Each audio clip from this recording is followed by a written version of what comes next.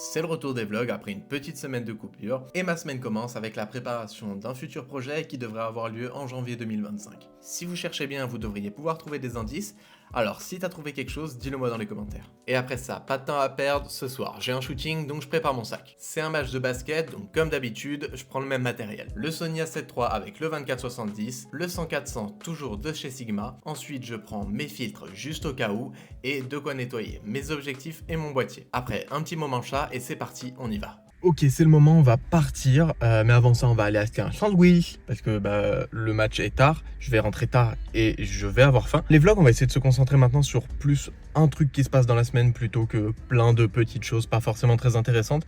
Donc là en l'occurrence c'est un match de basket 3 contre 3, c'est un championnat, donc là c'est le premier match du championnat 3 contre 3 organisé par le département, et j'ai entre 1h30 et 2 heures de route, en tout cas à l'aller ça dépendra du monde. Je sais pas trop à quoi m'attendre parce que je ne connais pas le terrain, j'ai un peu peur de l'éclairage. Après j'essaie de me rassurer en me disant que ça peut pas être pire que celui là où je vais shooter le volley qui est une couleur sur deux. Mais bon, on sait jamais. Il est 16h46, je vais essayer d'être là avant le début du warm-up, donc à 19h. Et puis on va y aller tout de suite. Et le match commence, enfin les matchs commencent à 20h. C'est parti. Après une terrible heure et demie de route et de bouchons, je suis enfin arrivé. Il me reste une demi-heure avant le début du warm-up. Donc je vais pouvoir manger mon sandwich et puis aller me préparer, voir où est l'entrée, etc.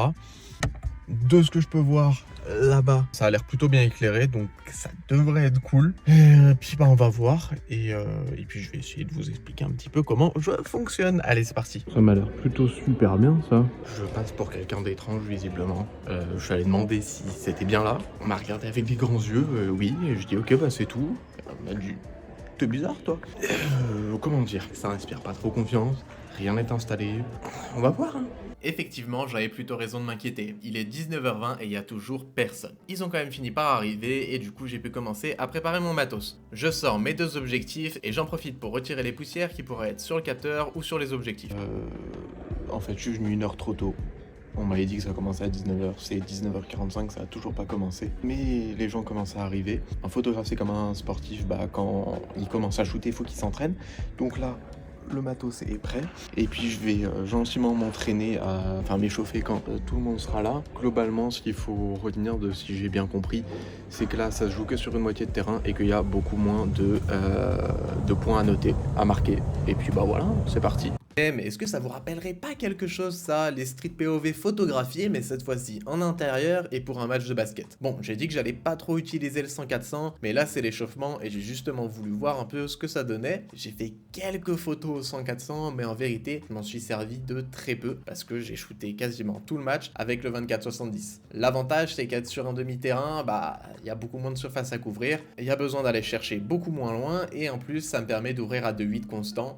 Et ça, c'est un vrai avantage pour la retouche. Là, mon but avec le 100-400 était d'avoir des moments d'action vraiment très proches pour avoir des détails, les mains, le ballon, etc. Un petit peu comme ça. Et malheureusement, c'était très compliqué. Et comme je vous disais, là où c'est compliqué, même si là c'est seulement l'échauffement, c'est que ça joue sur deux demi-terrains en même temps. Là, je shoote pas pour une équipe en particulier, je shoote pour l'événement. Donc, faut vraiment que je réussisse à obtenir des photos d'à peu près tout le monde pour que tout le monde puisse être content, pouvoir montrer au mieux l'événement, et c'est là où ça complique un petit peu les choses. Il faut que je cours de partout, que j'essaie de faire à peu près des photos pour tout le monde, et c'est là que c'est vraiment pas facile parce que ça court dans tous les sens et c'est difficile d'être sûr que tout le monde a eu sa photo. Allez, début du premier match, je me rapproche du huddle, je vais appeler ça comme ça, et ils vont faire un petit Shifumi pour savoir qui prend la balle en premier, et là ça les fait bien rire parce que leur Shifumi est le plus médiatique qu'il n'aura jamais été. Et allez, c'est parti pour les deux premiers matchs. L'avantage là, c'est que je peux vraiment être très proche.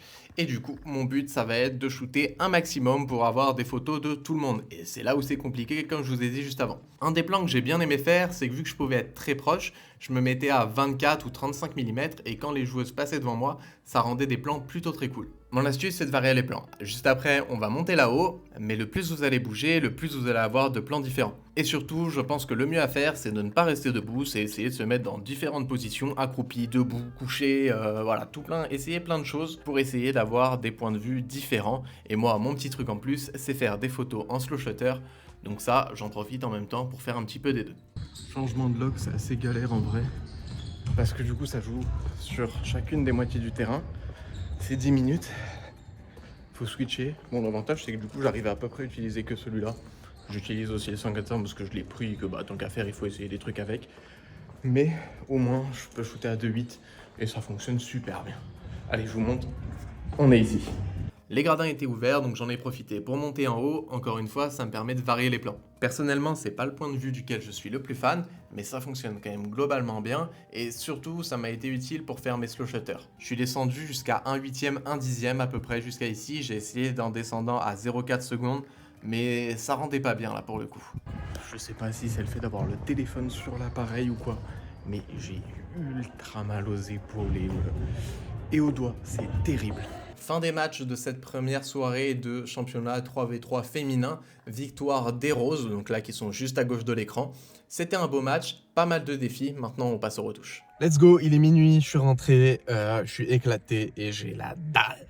Donc on débriefe ça demain, il y a beaucoup de photos à trier. Bon, les photos sont en train de transférer. Il y en a 2000, en vrai je m'y attendais. C'était un assez gros bordel en vrai parce que vu que ça jouait sur un demi-terrain, mais en même temps sur les deux demi-terrains, j'ai essayé de faire moitié-moitié sur chaque match pour essayer aussi de refaire les mêmes photos plus ou moins avec chaque équipe. Ça fait pas mal de photos, un peu plus que d'habitude, mais bon, ça va le faire. Surtout que là, j'ai pu utiliser essentiellement le 2470 f2.8, donc ça va éviter pas mal de problèmes au niveau du bruit. Quand habituellement je suis à 5000, 6400 quand je suis avec le 100-400, là je l'ai un petit peu utilisé mais pas trop. Là ça va m'éviter toute la grosse partie IA pour enlever le bruit qui est en trop. Donc ça c'est l'avantage. En revanche j'ai beaucoup couru quand même. J'ai regardé, j'ai fait 4 km sur le temps des matchs à tourner tout autour, aller là.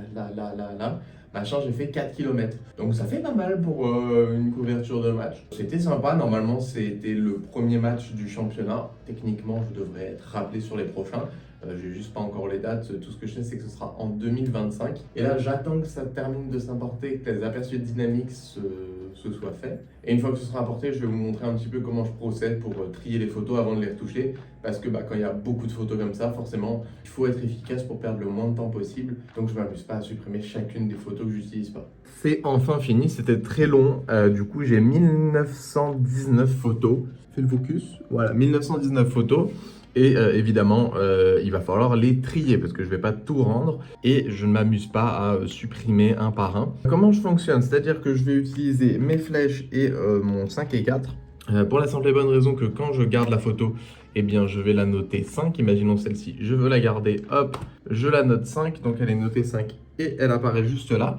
Et quand je vais avoir des photos sur lesquelles je vais devoir appliquer de la réduction de bruit parce que j'ai dû monter trop en ISO, je vais tout simplement venir la noter 4. Une fois que tout ça est fait, je peux venir ici dans Filtre, faire Noter, et du coup j'ai toutes mes photos que j'ai notées, que ce soit 4, 5, 3, 2, 1, etc. Et après, je viens affiner le réglage en venant faire la sélection juste ici à 4, égale à la note. Et du coup, maintenant, je vais avoir plus que mes photos qui sont notées 4 sur 5. Et après ça, je les sélectionne toutes et j'applique sur toutes la réduction de bruit avant de commencer à faire mes retouches. Comme ça me permet de directement les trier au moment de mon tri. Je sais lesquels je vais devoir faire une réduction de bruit.